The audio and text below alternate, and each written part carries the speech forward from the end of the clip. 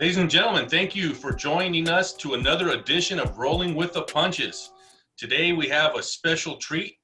We have the one and only David Martinez, boxing historian, Hall of Fame boxing historian. And today he's going to take us on a journey in his beautiful home slash museum out there in beautiful Santa Barbara, California. And I'm just excited. He's going to show us things like he mentioned earlier. He's going to show us things that we've never, ever seen before. And the stories are going to be amazing. I think it's very important out there, youth, for the youngsters and basically anybody. We cannot forget forget about our past. We need to preserve the past. We need to preserve the present, and then we need to take this history and make sure that it continues, because it's very important. And you'll see here as David Martinez will explain his journey and how he became who he is. And I just can't wait to get into this story. And right now I'm going to pass you to the colleague here out there in Fort Lauderdale, Florida, David Contreras. David, welcome to the show. We are so excited and honored to have you on our show with us.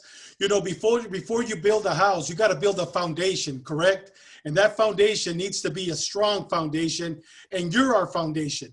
One of the reasons why Jaime and I started this venture, I'll call it a venture, is because we want our children, we want our grandchildren to grow up and have the same love, passion, and respect that we have for the boxing, the art of boxing, for the boxing community. And it's an honor to have you with us. And without further ado, Dave, take it from here. We want to talk about the history of boxing in the United States. And I know if anybody knows it, it's you. It's all yours, Dave. Well, first of all, I want to thank you. It's my pleasure and it's my honor to be on today and to be able to talk about boxing with you and Jaime. You've contacted me and we've gone back and forth. This is a new venue for me. I've done a lot of boxing in my 59 years in the sport, and now I've taken it to another journey, the Zoom. Yes. And I'm just happy to be here. And again, it's my pleasure to show you boxing like you've never seen it the David Martinez way. Absolutely. Thank you. Why don't we start off with the history of boxing? Just tell us a little bit about yourself, Dave, and when you started 59 years ago, and then take us through a journey. Take our viewers and ourselves through a beautiful journey of the history of boxing. Well, I started boxing back in the early 60s, 1961. I started attending boxing and wrestling matches at the Olympic Auditorium in Los Angeles, 1801 South Grand Avenue in Los Angeles. And besides going to baseball games down there and all of that, I just fell in love with the squared circle in the wrestling and the boxing. And I really took boxing as a passion back then and a love. And the people that know who I am and that have been around me for the last 50, 60 years know the journey and the path that I've taken. And you got to live it to know it. And I'm one that lives it every day. Now, when I show you my house, people tell me, oh, this is a man cave. No, it's not a man cave. A man cave is just one room. I live boxing in every room in my house. And my wife and people understand where I'm coming from and the passion that I've had in the 59, 60 years that I followed the sport.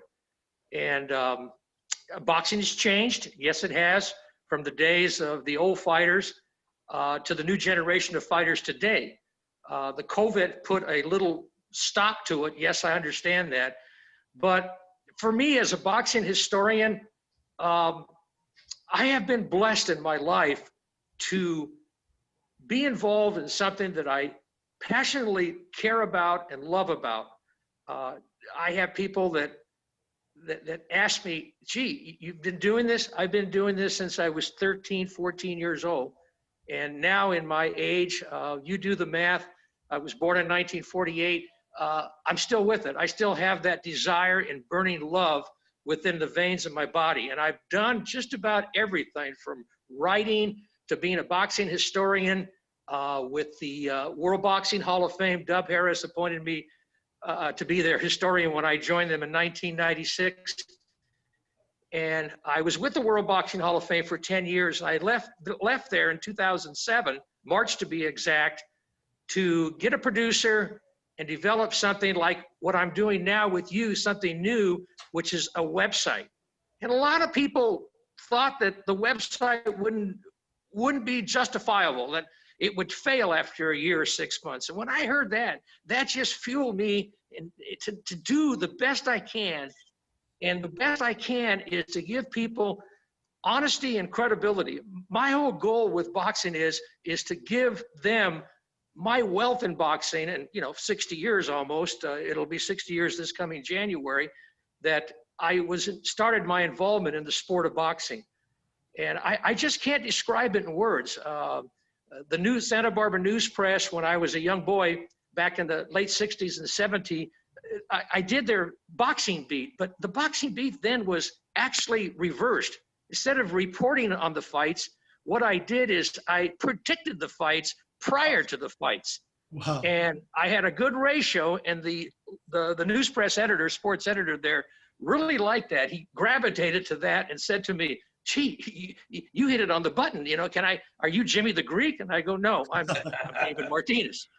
So the paths that I've taken through the World Boxing Hall of Fame, doing the writing, doing the website, and by the way, if I can just tell my fans, my fan base, thank you very much for supporting me with dmboxing.com that I do. It's a lot of work. I have a small team of people that have really enhanced me and made me look good and helped me behind the scenes. And there are two people that really came on board at the beginning of my website back in the mid-2000s. That was Harold Letterman and my good friend Rusty Rubin of the Ring Sport magazine. Harold was with HBO. They're both passed away. They're in heaven. God bless their soul in heaven with the Lord. But they really brought a lot of credibility to my website, and I just want to acknowledge that. They're no longer with me on the team, but I will always keep their memory on face and in the menu and in the categories within my website, dmboxing.com. Beautiful. Beautiful. Dave, you were telling me when we spoke earlier that you grew up in Santa Barbara, and you would actually take either you would take a bus to all the boxing matches in Los Angeles. You would stay at your Tia's house, your cousin's house.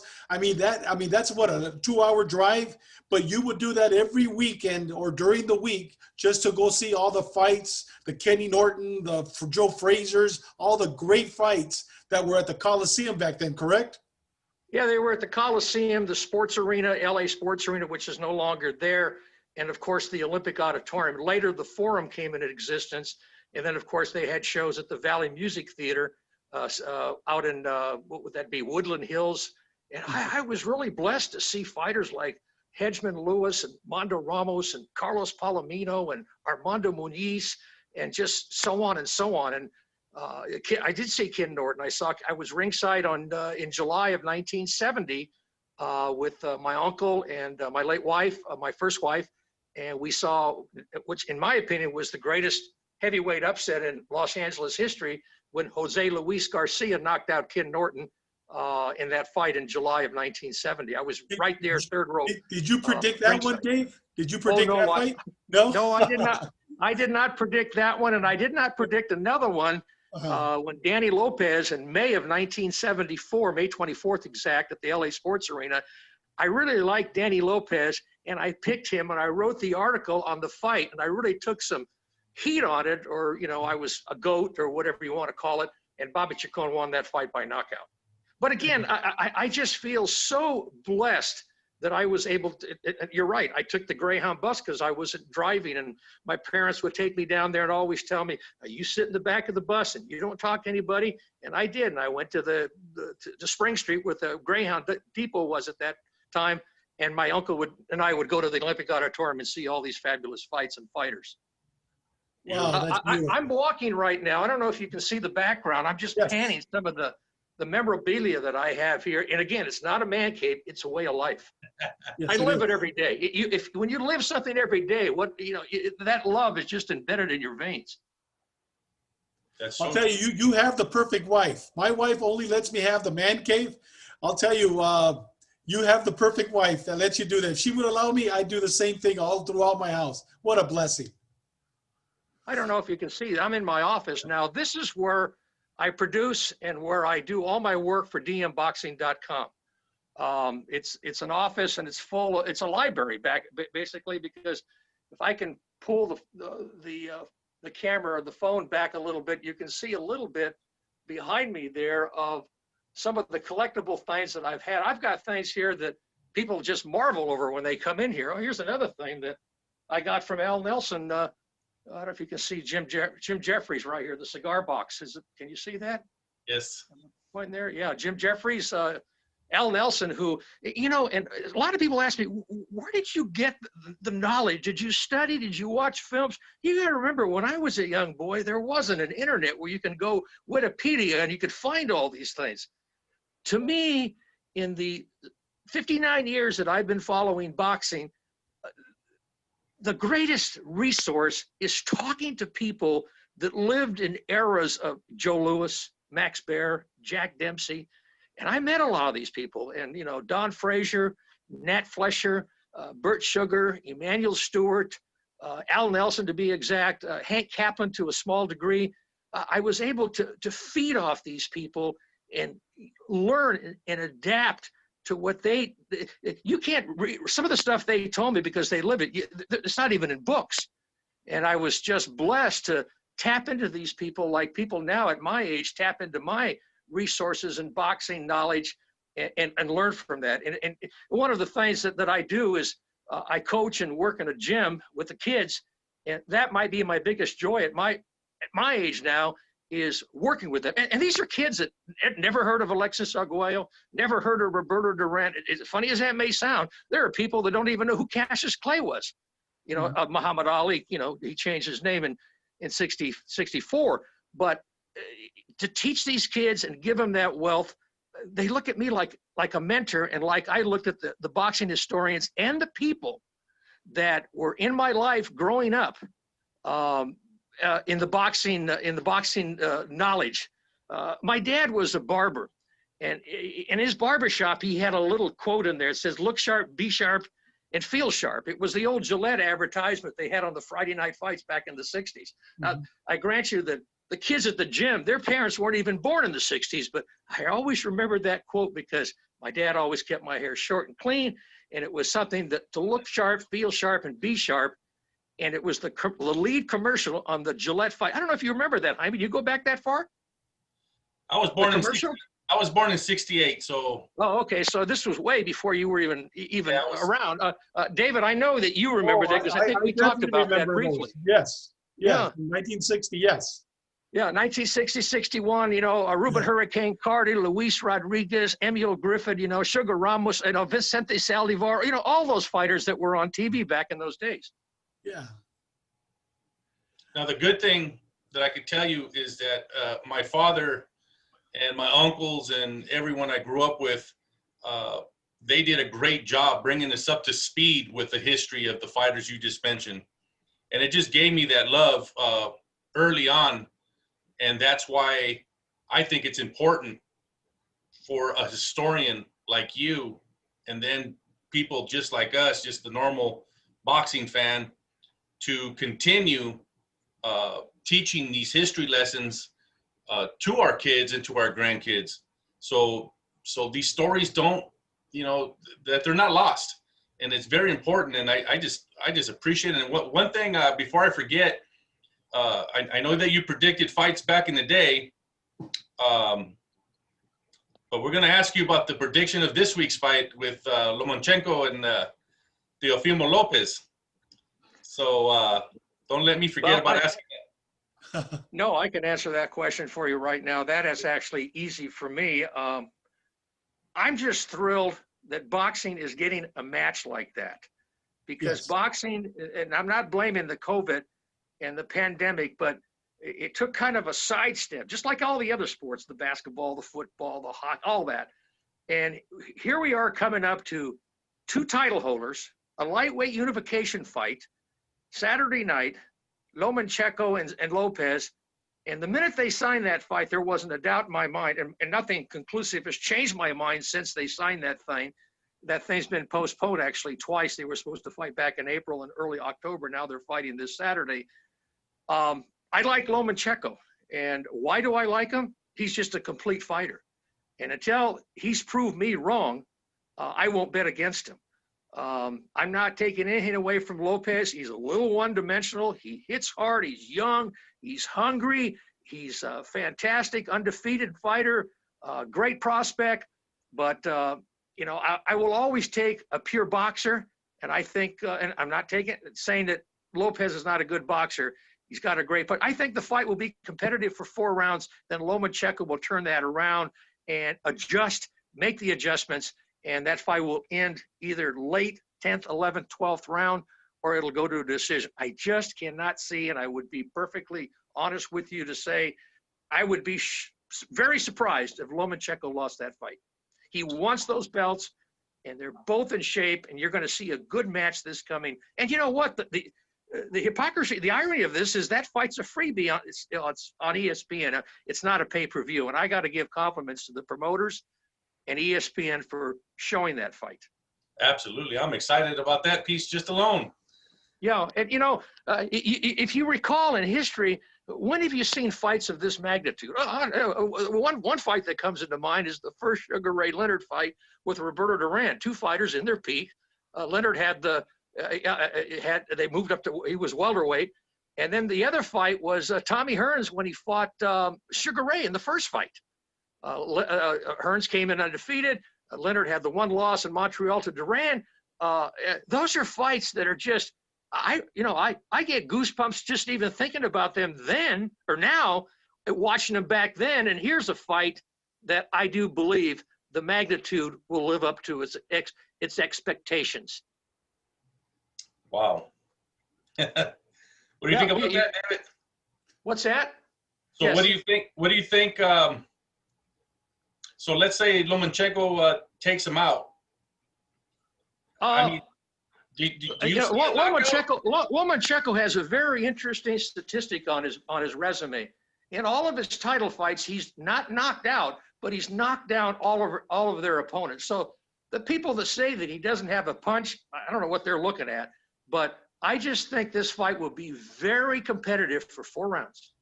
And after the 4th round, Lomachenko has got that ring mentality and IQ to make the adjustments, and I think he will. I think he'll come through, prove me wrong, and he'll either stop Lopez late, not early, it won't be a quickie, or it'll go to a unanimous decision. Not close, but unanimous. Who do you compare him with?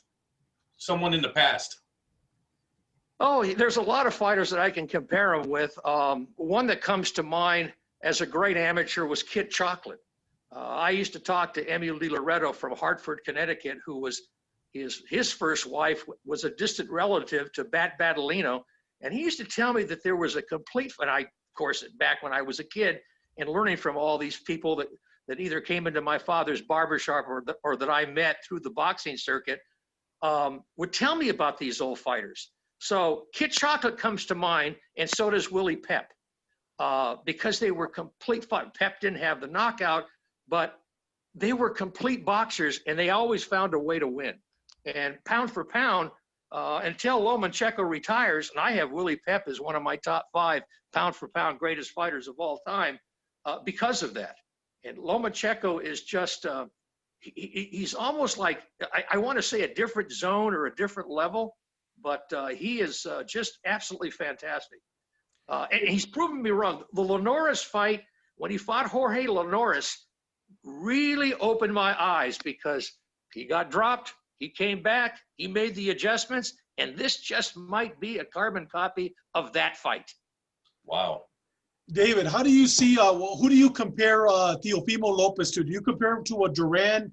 Do you compare this fight to a Duran, Sugar Ray Leonard too, where he's just going to outbox him? No, I don't compare him to Duran, because Duran, to me, and I followed Duran since he began his career, and he was one of my favorite fighters. And I've seen him fight all his fights.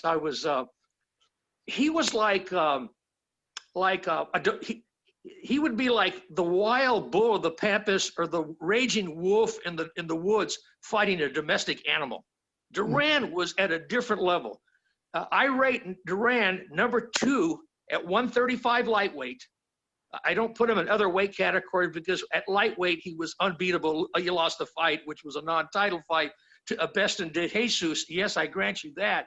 He was overweight. That really wasn't a lightweight fight because they came in overweight.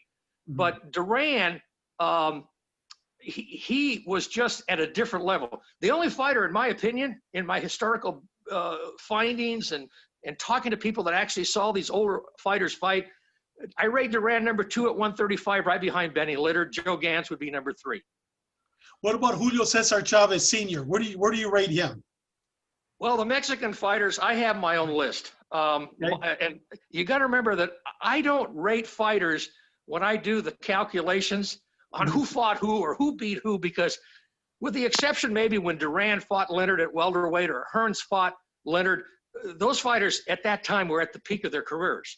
Mm-hmm.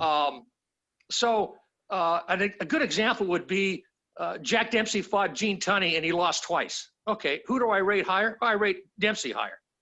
Eder Joffrey fought fighting Herrera twice and he lost twice, but I rate Joffrey higher than Herrera. And people, pound for pound means that you rate them at the prime, the height, and the pinnacle of their careers. Mm-hmm. So a lot of people might dispute me, but my Mexican-born fighters, I have Chavez number 1, and I've seen all these guys fight in person with the exception of Miguel Canto, and I never saw Ricardo Lopez fight. I saw Salvador Sanchez fight at the Olympic Auditorium and actually get beat, and they gave him a gift draw and got dropped and almost knocked out in the 10th round when he fought Juan Escobar. Yeah, we talked about that. A lot of people, they don't talk about that. No. But is Sanchez great? I'm not saying he's not great, but I don't have him at number 1. I have Chavez number 1, Oliveras number 2, Zarate at number 3, Saldivor at number 4, Salvador Sanchez at number 5. And where do you put Ricardo Lopez? I mean, I can't push him up in the ratings, my ratings, because the other guys that are ahead of him, they actually belong there, at least in my opinion. And I got Ricardo Lopez, and I have Barrera, then I have Morales. I have Juan Manuel Marquez a little lower because he was great, don't get me wrong. How do you fit him ahead of these other guys that I'm talking about? You just don't. The most underrated 2 Mexican fighters that were born in Mexico. A lot of people say Manuel Ortiz. Well, Manuel Ortiz was not born in Mexico. He wasn't a Mexican national. Those 2 fighters would be Saldivor. He was one heck of a southpaw featherweight that I've ever seen in my life. And the other one was Rafael Herrera. You might remember him. We talked about him in the past, and he beat Oliveras, 2 or 3 times. It was just amazing. Mm-hmm. He's very under. I have number 10 on my Mexican. Why was he so underrepresented? Oh, he was not so much representative. I just think he got the luck of the draw, and he lost fights that he shouldn't have lost for whatever reason. I don't know, but he was one tough cookie. Rafael Herrera. He was a bantamweight. And again, Oliveras was a bantamweight too. Oh, I was just, Oliveras was, I saw him when he fought Lionel Rose, and he was magnificent. Now, Jose Napoles, even though people might consider him as a Mexican, he actually is Cuban, so I don't put him in that category. Mantequilla Napoles, I remember him as a kid. Oh, what an outstanding fighter, Mantequilla Napoles. He's another one. I saw him when he beat Curtis Coates, and I picked that fight dead wrong. And I saw a pure ass-kicking that day. It was in April of 1969. I was stationed in Long Beach, California. I was going home that weekend, and I met some good friends at the Forum, and I just was mesmerized how Napoles took the reigning champion, which was at that time Curtis Coates, and won the WBA welterweight title in April of 1969. Well, hey, David, and what about Mexican-American fighters? How do you rate them? The top 10? Well, the top 10, you can juggle these guys around to your liking. Manuel Ortiz has got to be up there. I mean, he was, I never saw him fight, but my Uncle Sammy, my father's younger brother, was a cook in Brawley, actually Calexico. And Manuel Ortiz was from that area, and he knew him. And I remember things that people tell me that they saw, like Jaime saw this guy, or I saw Barrera, or I saw De La Hoya. And my Uncle Sammy told me he is the second best fighter that I have ever seen. And when I asked him the first fighter, I thought it might be Ali, but it was Sugar Ray Robinson, and he was a big Joe Louis guy. He had Joe Louis #3, and believe it or not, he had a guy that never became a champion. I have pictures of him. I have an autograph, a mural of him. He saw Ike Williams fight El Ricky Bolanos at the Wrigley Field on May 25th, 1948. That was just before I was born. Wow. And he said that this guy Bolanos was just unbelievable. He gave Ike Williams all he could handle, and I do believe that fight ended in the 15th round knockout. Wow. So, De La Hoya's talked about. I mean, De La Hoya is a Mexican citizen. He's got the dual citizenship like Roy Jones does with Russia. But, let's face it, they're Americans, and they're not Mexican-born. Yes. So I don't know. David, I was going to ask you, I remember reading somewhere where I guess when boxing first started in America or maybe in England, there was no rounds. They just went 99 rounds. They went 30 rounds. Is that true? And then, well, I'm gonna explain. I'll explain that to you. Yeah. The rounds stopped when the fighter went down. Yes. So if me and Jaime were in the ring and Jaime decked me, then the round ended. The round could have been a minute, but that's the way they did it back in England, back before the Marcus Queensberry, and just a little bit after that. So rounds, even though they were scheduled rounds, they went 25 rounds, 20 rounds, or whatever. The rounds actually ended. One of the fights that's a perfect example of that is when James Corbett fought Peter Jackson in San Francisco back in the late, well, that would have been 2 centuries ago, actually, in late 1889, I do believe, or 85, somewhere in there. Corbett gave him all he can, and that ended up in a draw, and it went something like 45, 50 rounds, but the rounds ended because of the knockdowns. And that constituted why those rounds, there were so many rounds in those fights. So were the rounds always 3-minute rounds, or when did that come in? When was that instituted in boxing, the 3-minute round? Well, the rounds were always 3-minute rounds. Okay. Where they weren't 3-minute rounds, or where they're not 3-minute rounds, I should say, would be in the amateur. They just go 3 minutes there. The girls go 2 minutes, and the girls at the professional level go 2 minutes also. Mm-hmm.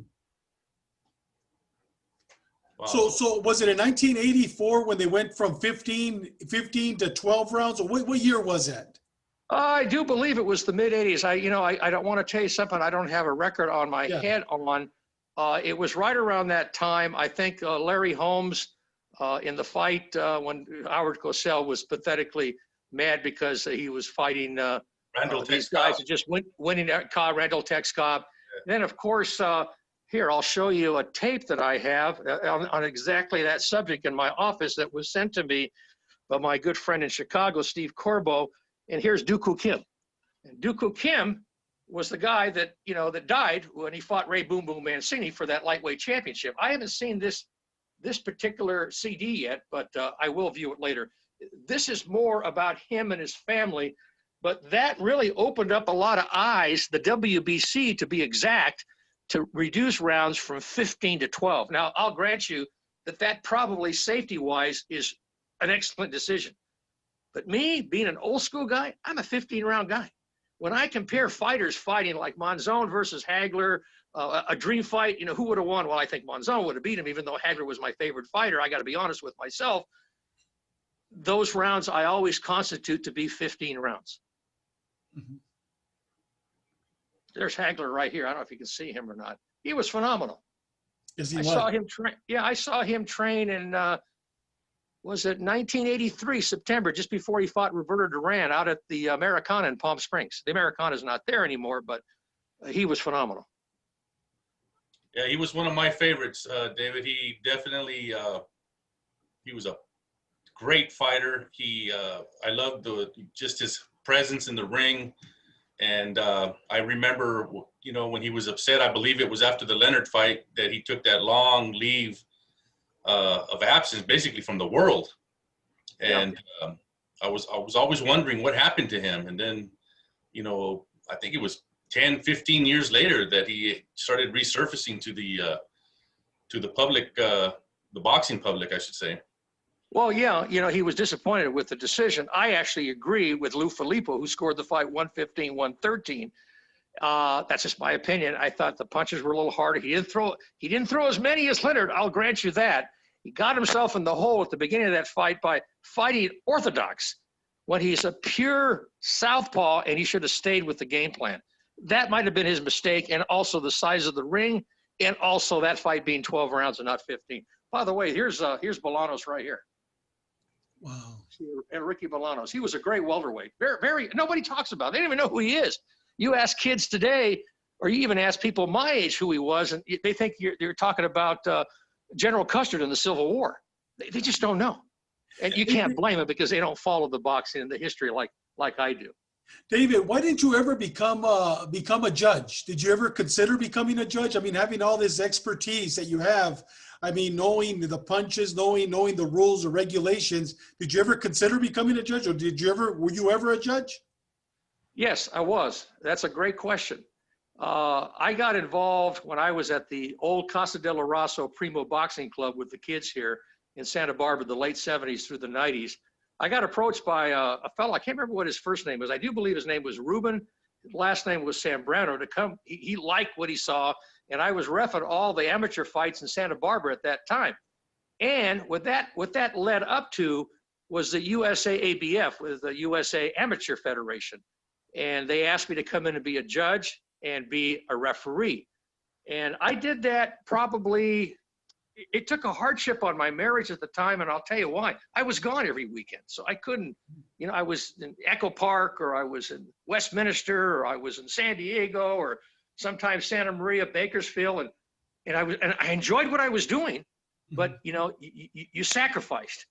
And I got a great learning experience by doing that. I made one mistake, and I learned from that mistake, but that's how you learn. Everybody makes mistakes. These judges now, you talk about mistakes. People say that Richard Steele stopped the fight too soon when Julio Cesar Chavez beat Meldrick Taylor in that fight, the first fight. Well, he's not a timekeeper. Is he looking at the clock? No, he's not looking at the clock. He's looking at the fighters. And what people don't realize, and I've talked to Richard Steele about this until I was blue in the face out there covering a fight for Rusty Rubin Ring Sport magazine. And Richard Steele explained it just perfectly. He says, he had no, they hear the 10-second slap on the mat. Yes, they do. But a lot of people don't realize in that fight that Lou Duva, before the fight even ended, when he stopped it, jumped up on the apron before that, and that constitutes for a disqualification.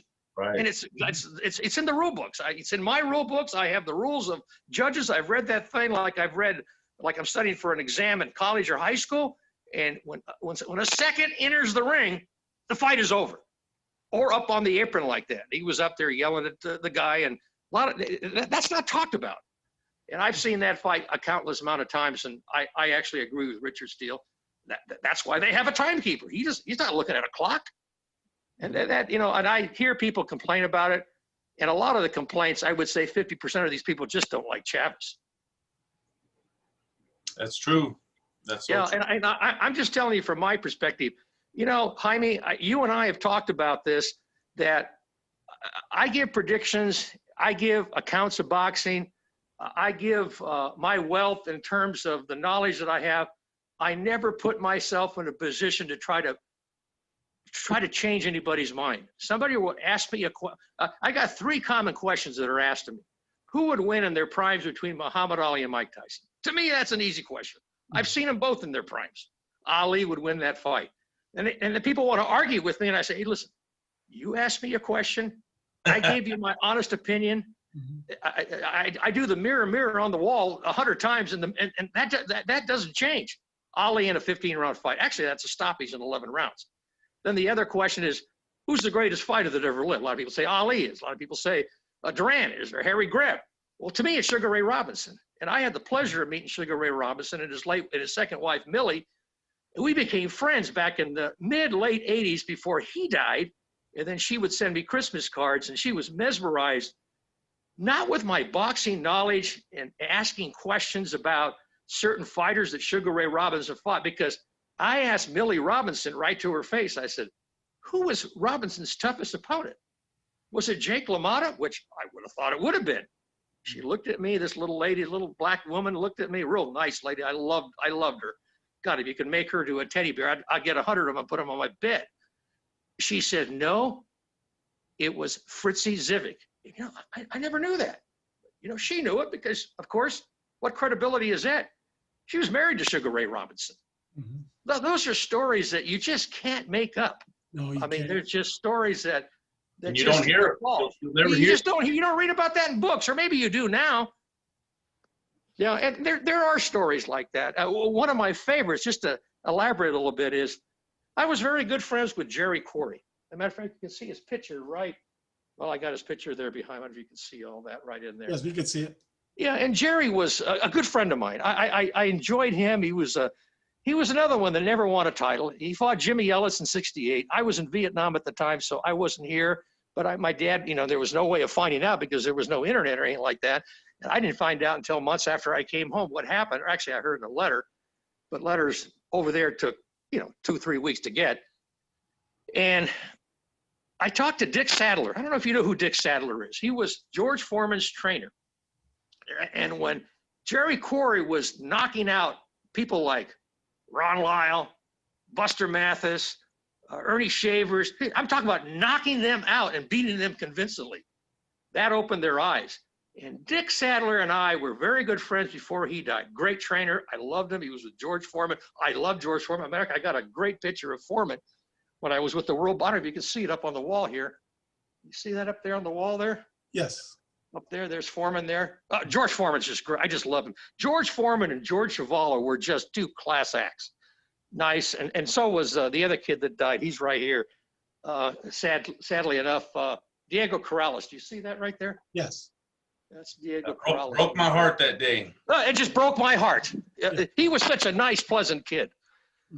But, those things happen. But getting back to Dick Sadler, I spent quite a bit of time with him, not only at the Hoover Gym, but just different places. And he used to call me Davey. Yeah, Davey, you asked too many questions, And he told me something that I tell people, and these people laugh at me. Say, you're making that up. What do you mean I'm making it up? What, you calling me a liar? No, I'm not making this up. Well, where'd you hear that from? I heard it right from the horse's mouth, George Foreman's trainer. Dick Sadler told me, he said to me, Davey boy, there was one fighter as Foreman was coming up that we stayed away from. And I know you know who he is. He's a white boy. And I said, I thought my first get was Chuvalo. But, Foreman ended up beating Chuvalo, actually stopping him. But it was Jerry Corey. Wow. I tell people that story, and they just look at me and say, you're making that up. Why would I make that? What am I getting out of that, making that up? Dick Sadler told me that moving up, when Foreman was moving up. And I'm talking about the early 70s, actually, at that time. Jerry Corey was a very underrated heavyweight, should have been world champion against Ellis. He beat Thad Spencer. He beat people that he wasn't supposed to beat, but, he was a good guy. It's sad what happened to him. I'm sorry, David. I remember as a little boy that he used to train out there in Gilman Hot Springs. Yes, he did. That's Gilman Hot Springs that's where Ken Norton trained. That's exactly true. Yeah, I went out to Gilman Hot Springs. I went out there on a very, very hot day. I'm a spoiled little baby living in Santa Barbara. I've only been away from Santa Barbara, just so my background. I was drafted right out of high school. And when I graduated out of high school, I didn't have a choice. My grandson now, who's in the Navy, he has a choice. He's an officer. He went to college, and he's in Pensacola, Florida, to be a pilot. That's great. But at my time, he asked me, Papa, what's the difference? I said, the difference is this. Can you imagine 9 days out of graduation in high school in June that I was in boot camp, NTC in San Diego, and 2 months after that, we were straight to the Tonkin Gulf in Vietnam. And it was no Boy Scout trip or no kiddie cruise ride. It was the real thing. So the 3 years that I spent doing 2 tours in Vietnam, I missed a lot of great fights. I missed Cleveland Williams when he fought Ali in Houston in November of '66, because that's when we went to Vietnam. I also missed my good friend Ernie Terrell, God bless his soul in heaven, when he fought Ali the following year, which would have been '67. Ali and Ernie Terrell fought. So there were a lot of fights. I bring this up because I missed the fight when Corey lost to Machen. I was in boot camp in '66 of June. So, I missed the fights. And you talk about cutting your finger off or cutting your leg or arm off. Boy, I tell you what, I was having withdrawals being overseas, not knowing what was going on. Back then, my father and his apprentice, my friend Albert Garcia, who just passed away, they would send me newspaper clippings from the old Herald Examiner. David, have you written any books, David, on the history of boxing and just all the experience? And have you written any books, or are you planning to write a book in the near future? You know, I've had a lot of people say, with as much as you've been around, with the writing for the news press, being in the World Boxing Hall of Fame, being their historian, now that you have this website that's going on 13 years and you're in a boxing gym helping kids on a daily basis, you got to write a book about this thing. I mean, these things you just can't make up. And I go, yeah, you're right. I've thought about it. It's crossed my mind. My website now is, in July of next year, will be, let's see, 17, will be 14 years old. And that's my little baby now. You know, I schedule things to go in there, and I specialize in the historical part of boxing. I do the modern thing. Okay, we just talked about Lomachenko and Lopez. Yeah, we talk about the modern fighters. I covered the De La Hoya fights for Rusty Rubin Ring Sport magazine. You know, I've done all that, but it's the old boxing, you know, the Joe Louis, the Rocky Marcianos, the Sonny Listons. Sonny Liston, by the way, had the most lethal jab I've ever seen a heavyweight throw. They talk about Klitschko, they talk about Tyson, they talk about all these other. I said, if they ever saw Sonny Liston like I saw him in LA, hit a bag. And I've seen him on film many times. And I'm talking about before he fought Ali at 60, they fought in 64 or 65. Sonny Liston was a very underrated heavyweight. It's too bad what happened to him. He got involved with the mob. I'm convinced that he was murdered. Yeah, I get all that, but he was one heavyweight you didn't want to mess around with. Where do you put Rocky Marciano? I live here in Fort Lauderdale, Florida, and he's actually buried probably about 3 miles from here. I go over there maybe once a month and give my respects to him here in Fort Lauderdale, Florida. That is wonderful, David. That is great. Yeah. Here's Rocky Marciano right here. As you talk about him, I have him. Where's he at? Here's Sonny Liston. There's Marciano right here. A great video. This is a great video right here. Marciano, you see it there? Yes. And I have a Sports Illustrated that was given to me as a gift of all things. I'll go back into my other room here and show you the cover of that. This is a marvel. This magazine is probably worth a good $50. You see that there? Oh, yeah. Take a look at this, Dave. Take a look at this. This right here is a Rocky Marciano wine bottle that is actually signed by his son. His son signed it. I love it. I have a wine bottle called Rocky Marciano. Yeah, I have the wine bottle, but I don't have it autographed. You don't have it autographed. Yeah. I love it. Yeah, the bottle's inside here, and his picture, and Rocky. His son is a real estate agent here in Fort Lauderdale, Florida. Yeah. I love that. That is just wonderful. That just really excites me. Contreras, we're gonna have to get David the autograph then. No, actually, I am. When we go to his house, I'm not going empty-handed. We're bringing. I'm going to tell you something about autographs. Yes. I probably have at least 500 autographs from Margarito to Roy Jones to Fernando Vargas to De La Hoya to even Mike Tyson. I got them all. Dempsey. There are two fighters that eluded me, and I'm going to tell you who they were. I just talking about them. One is Sonny Liston, and two is Rocky Marciano. I don't have their autographs. Wow.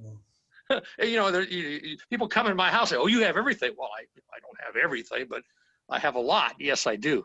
I got Hagler. I got all of them. Danny Lopez, Chacon, Joe Louis.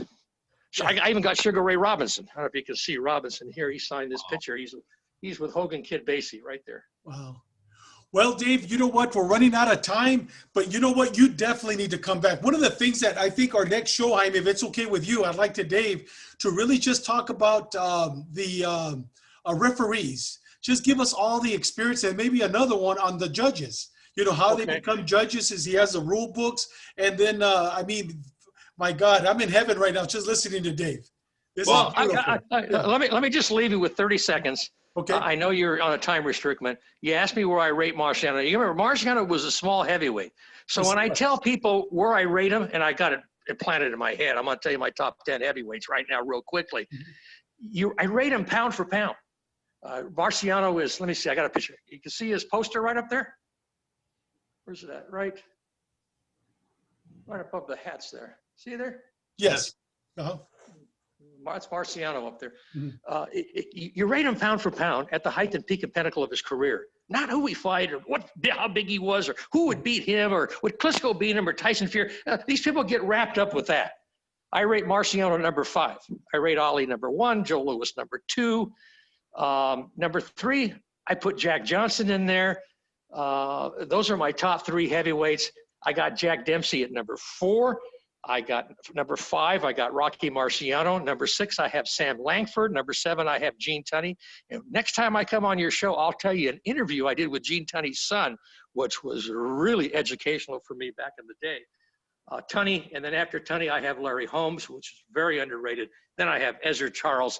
Then I wrap it up with Bob Fitzsimmons. And people laugh when I say Fitzsimmons. Oh yeah, Al Nelson. This Fitzsimmons had, his knockout percentage was like, and his wins, I mean, was something like 90%. He was a very underrated fighter back in the day. Wow. Well, David, thank you very much. My God, I mean, literally, I was in heaven for the past 45 minutes. What a great honor it is to have you on our show, and you're definitely coming back if it's okay with you. We have so many more questions. I just hope, David, that you are willing to be our standby historian as we go through this journey with Rolling with the Punches. And I also want to thank you for the last 10 years. I've been blessed with David's writings, and he mails me probably twice a month, if not more, with all the beautiful articles. And I've been blessed by him. And it just shows the dedication that he has and the passion that he has. And I'm just glad I was able to have him on today. I am blessed with the friendship that I have. And David told me something in a conversation a few days ago or a few weeks ago. I can't remember when exactly what it was. He said, and I really believe this, that the good Lord brought us together. Absolutely. Through boxing. It could be through softball. I know Jaime's involved in baseball, but through boxing has brought 3 wonderful human beings together. And, you know, I'm just glad that we have all connected. And David, thank you very much for having me on. It's been a pleasure. I want to be positive and I want to be honest, and credibility takes you a long way. And that's what I stand for. Likewise. Thank you so much. God bless you, brother. All right, Jaime. Take care, David. Hey, thank you. I'll talk later. Definitely after the fight. Take it easy, Dave. Thank you. All right. All right. Thank you. All right.